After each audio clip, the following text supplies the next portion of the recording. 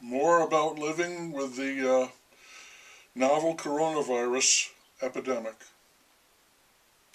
The chairman of the Federal Reserve said that he expects that unemployment will reach 25%. Poor people will be hit the hardest, he said, reminding me of what the chef said. In situations like this, inequalities manifest themselves exponentially. A terrible, clear gap there between have and have not could prove to be unbearable. Everyone very obviously not in the same boat. He also said that he expected a recovery, a long and slow recovery. The X factor, of course, is the virus, the joker. No one knows for certain what it is going to do. Predictably, the field mouse was very upset with the people who did not comply with his guidelines in bars and restaurants over the weekend with regard to social distancing. He scolded and, with a sigh, threatened sterner action against the owners of the businesses. If you can't play by the rules, then don't open, he said.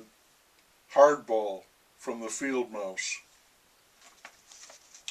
At that point, he introduced the Lieutenant Governor, Field Mouse Jr., who said the exact same thing, leaving me to say, "Holy moly, I haven't been spoken to like that since I was in the 2nd grade."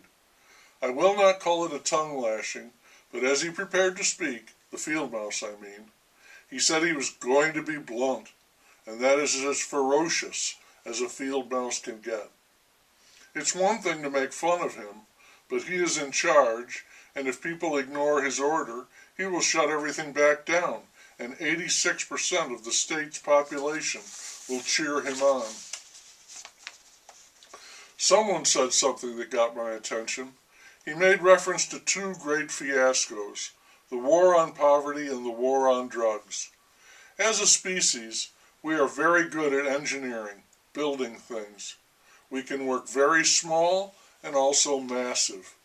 We create electronic marvels, from tubes to transistors to the silicon networks that allow the computers and cell phone wonders of today. We divert roaring rivers and construct even more powerful dams. We built the pyramids, we went to the moon and sent probes into outer space. But when it comes to human or social engineering, we are not so good. What an understatement. As in the war on poverty and the war on drugs, two massive efforts that were thoroughly unsuccessful, wasteful, and painful as the problems they were built to cure. In the end, what we were trying to do was improve human nature, and while it may be malleable, it is not perfectible. And so, we declared war on the coronavirus. If we could have limited our efforts purely to that, a scientific battle to contain, mitigate, and cure COVID-19, we might have succeeded. But that woe, that foe, the virus, was inextricably intertwined, devious that joker, with the way we live. All of our social interactions had to change, and that precipitated one more war we were not only not going to win, but in the course of its futility, we were pounding ourselves ever deeper into a hole.